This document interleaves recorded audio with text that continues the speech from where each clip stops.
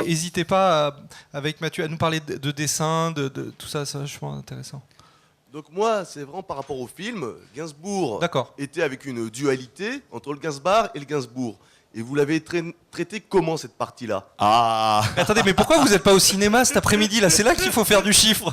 Après, je m'inquiète. C'est aujourd'hui. Est-ce que, Johan, je peux me permettre, on va évoquer cette question, je pense, assez rapidement. Donc, Moi, je peux répondre. Je peux répondre, monsieur. Vas-y. C'est tout le truc intéressant, parce que tu as dû voir, on a mis une créature en caoutchouc avec un comédien à l'intérieur qui fait 2,30 m. Et ce qui est intéressant, c'est que cette créature, c'est pas juste un diable. C'est une créature qui dédramatise les choses, qui le pousse, mais pas que à faire des conneries, qui le pousse des fois à faire des trucs bien. Et j'ai essayé de sortir du monde où il y a un ange et un démon. J'ai essayé de voir qu'est-ce qui se passe quand tu as vraiment la trouille et que tu as une voix dans la tête qui pousse un peu au cul. Et ma femme m'a dit, dis pas des gros mots, c'est pas bien quand et en bande dessinée, normalement, on met une voix off. Vous savez, on met comme dans Blake et Mortimer, et l'anglais ouvrit la portière de la... Bon. Et là, en cinéma, si on le fait, ça ressemble à Barry Lyndon, donc il faut pas, ou il faut plus. Donc je me suis dit, plutôt que des voix off, on va mettre une marionnette. Et c'était aussi... Alors très vite, tout devient concret. Très vite, c'est un enjeu de comédie. Donc on est allé chercher un des 2 seuls messieurs au monde qui sait faire ça. Il y en a un qui s'appelle Andy Serkis, qui a fait Gollum et King Kong, et l'autre qui s'appelle Doug Jones, qui a fait 4 créatures dans le labyrinthe de Pan et 4 créatures dans chacun des Hellboy, et il a fait aussi le surfeur d'argent. Et lui amène un jeu qui sort presque du théâtre de Prague, qui est un jeu de marionnettes, qui est un jeu très désincarné. Et El Mosnino, au contraire, il est dans l'organique. Donc si tu veux, plutôt qu'un Gainsbourg et un Gainsbar, qu'un ange et un démon, c'est plutôt un type très incarné, j'allais dire presque nouvelle vague, et de l'autre côté un fantôme. Et on les fait jouer ensemble, et ils improvisent même pendant le tournage, parce que l'autre il a un nez de 3 km de long, donc quand il est sur le point de mettre une baffe à Eric avec son pif, Eric fait il y a un peu un côté sportif, et c'était intéressant de travailler avec cette créature qui avait 17 moteurs dans la tête, donc il n'entendait pas ce qu'on lui disait, et qui voyait que par les narines, donc il voyait que le bout de ses pieds. On commençait à le maquiller à 5h du matin, donc les gens de l'équipe n'ont jamais vu sa tête.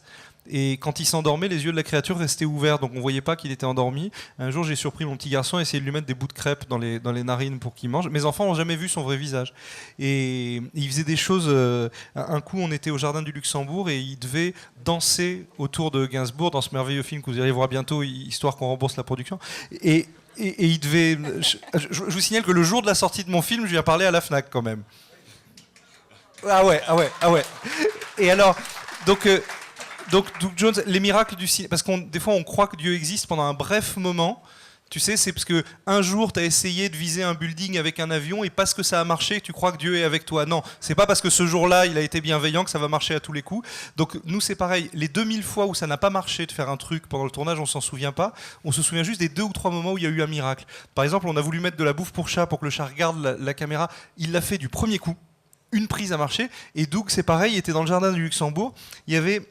Et puis il devait danser avec Eric dans le jardin, et il y avait, vous savez, les petites barrières en métal là, qui séparent l'herbe du gravier, et les chiens chient toujours dans le gravier, c'est pour ça. Et lui, je le vois pendant toute la prise danser comme ça à la Fred Astaire autour du truc en métal, et à la fin, tout le monde l'a applaudi, et je vais le remercier. Je lui dis, mais c'est formidable la manière dont tu as évité la barrière en métal pendant toute la prise. Et il m'a dit, mais quelle barrière? C'est ce qu'évidemment, avec son masque, il voyait rien. Ça a été... Donc on est dans la magie, Johan. On est même dans le pognon. C'est-à-dire qu'on pétait la tête, on n'avait plus de film. Le truc le plus cher du film, c'était la tête de Doug Jones, pas la tête en latex, parce que c'est le monsieur de Harry Potter qui a fait les moteurs, et c'est ceux du labyrinthe de Pan qui ont fait le latex. Donc c'est le seul truc qui dormait au coffre. Je crois que Philippe voulait faire un enchaînement avec la magie, en fait. Je m'excuse. Non, mais je t'en prie. D'ailleurs, au coffre, c'est une des anecdotes qu'on voit dans ton bouquin, Mathieu, parce que toi, t'es vraiment passé partout. Et à un moment, on voit le coffre de la tête de Doug. Ouais. Ouais. Bon, c'est bien comme réponse. Non, c'était des trucs secrets, mais aujourd'hui, maintenant, c'est complètement... au contraire, faut le dévoiler, ouais. C'est marrant, d'ailleurs, au fur et à mesure, on voit bien que tu es dans l'instant, puisque toi, tu révèles les secrets, mais nous, on ne les connaît qu'à la lecture, c'est-à-dire 1 an après les secrets, en fait. Voilà, j'aurais pu me faire beaucoup d'argent en livrant mes trucs Oui, d'ailleurs. après sa sensation. Pourquoi tu l'as pas fait? Parce que, quand même, je suis quelqu'un de droit et d'honnête. Et que Johan avait confiance en toi. Oui. C'est le moins qu'on puisse dire. On va aller au démarrage du film. En voyant un extrait tout de Allez. suite. Il n'y a pas de...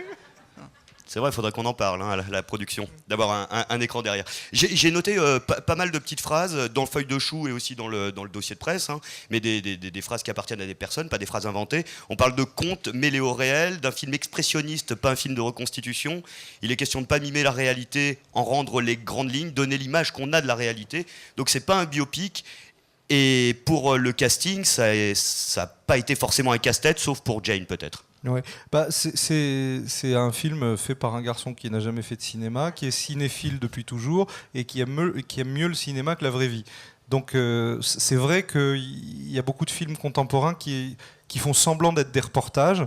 C'est sans doute très bien, mais c'est pas du tout mon école. Moi, j'aime bien quand le cinéma a l'air d'être du cinéma. Donc j'aime bien Un Américain à Paris, j'aime bien Tout le monde dit I love you.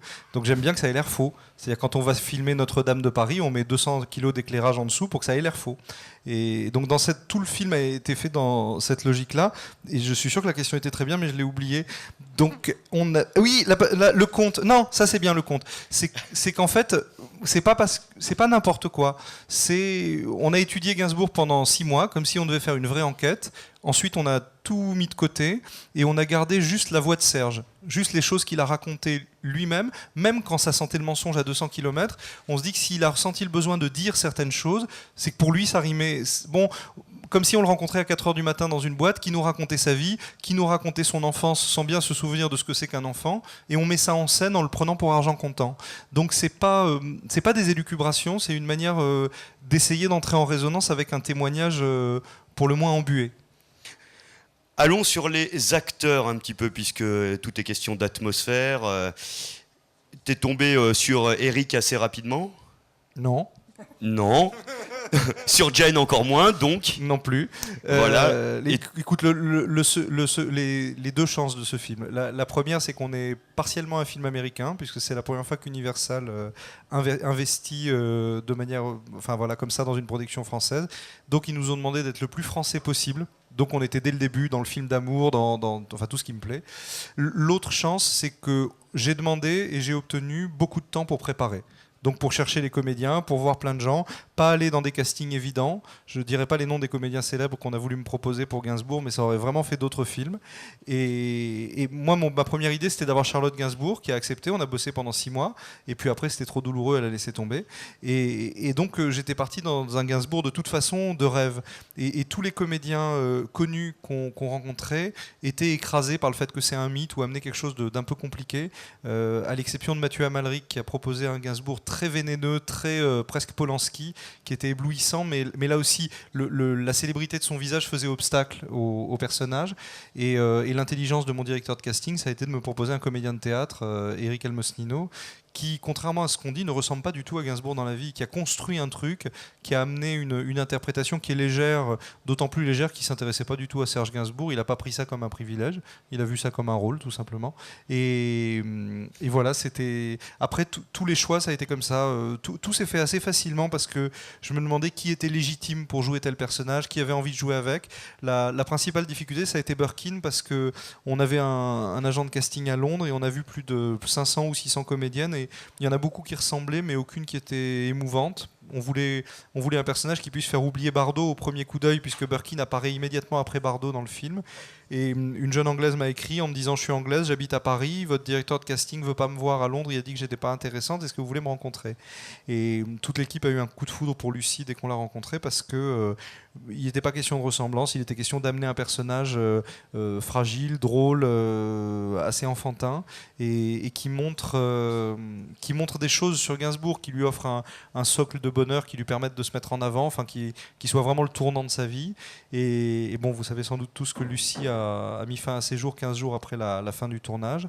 Voilà, personne s'est remis de cette nouvelle-là. J'ai beau retourner dans ma tête tous les indices qui auraient pu le laisser prévoir, j'en trouve pas. Si, peut-être elle venait sur le tournage même quand elle tournait pas. Elle était tous les jours avec nous.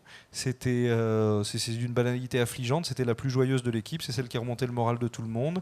Et la veille de sa disparition, elle m'a appelé pour me dire qu'elle allait se faire une couleur et qu'elle nous rejoignait à Cannes.